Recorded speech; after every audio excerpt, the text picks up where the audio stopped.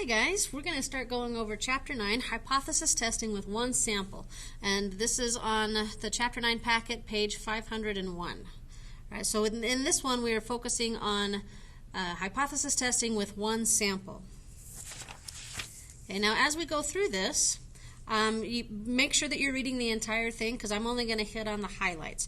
So the reason we care about hypothesis testing is because we're making a decision about different claims. We're going to set up a hypothesis and then test and see if our data is sufficient to make that claim. Okay? So with the hypothesis testing, a hypothesis test involves collecting data from a sample, evaluating that, and then making a decision as to whether or not we have sufficient evidence. Okay? So based off of that sample, if we have sufficient evidence to reject the null hypothesis. Okay? So these are the steps that you're going to go through to do a hypothesis test. First, you're going to set up your two contradictory hypotheses. One is the null, the other is the alternative. Okay? Then you're going to collect your sample data. Most of the time on this you're going to be given the data or the summary statistics you're going to be given. Then we're going to determine what distribution to perform the hypothesis test, actually make those calculations, and then see the data and then make the decision if we're going to reject or fail to reject, and then explain what that decision means. Okay. All right, so we'll start on section 9.1. So the null hypothesis, so we talked about the two contradictory hypotheses. The null is the one that is believed to be true or is used to put forth an argument unless it can be shown incorrect beyond a reasonable doubt. Okay. Then we have our contradictory one, and we call that one the alternative. Okay. So the whole purpose of this is to figure out if we accept the null hypothesis or, I shouldn't say accept, if we reject the null hypothesis or fail to reject. Fail to reject is different than accept. Okay? And we'll get into that a little bit more when we go through some examples. But the key on this is if we reject the null or we fail to reject the null or do not reject or decline to reject. Okay? Those all mean the same thing. But the null hypothesis is the one that will always have an equal sign with it. Okay? This is the representation for the null hypothesis, and this is the representation for the alternative hypothesis.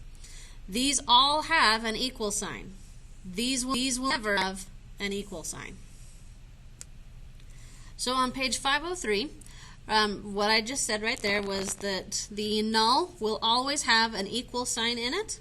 The alternative will never have an equal sign with it. That is the key. That's going to help you set up your hypothesis. All right? So now as we go through, we're going to do example 9.1. Our null hypothesis is no more than 30%, and that's going to be P is less than or equal to 30. So that one has the equal, so that goes with the null. This one does not, and remember it's the opposite, it's the contrary one. So if I've got less than or equal, the opposite of that, or the contrary one to that, is greater than, and that goes with the alternative. And now if we take a look at example 9.2, this one, it's just saying different than 2.0. Well, different just means that it's going to be anything other than 2.0. So our null hypothesis is going to be when it equals 2.0, and the alternative is everything else. So we put that is not equal to it, because we're not going to say just less than or not just greater than. It's everything except the 2.0. All right, so if we take a look at 9.3, on this one, we want to test if college students take less than 5 years to graduate from college. So less than 5 years. This does not have an equal sign with it, so this has to go with the alternative. And then the opposite goes with the null because it has the or equals. Okay, remember the or equals part is always going to go with the null, and everything else is going to be the alternative. So that's how we would set that one up. So we're going to do the try it number 9.4. On a state driver's test, about 40% pass the test on the first try. We want to test if more than 40% pass on the first try. So this is the key right here. If more than 40% pass on the first try. Okay, so more than doesn't have an or equals to. So that's going to be going with the alternative. Okay, that alternative hypothesis. So the more than would go here.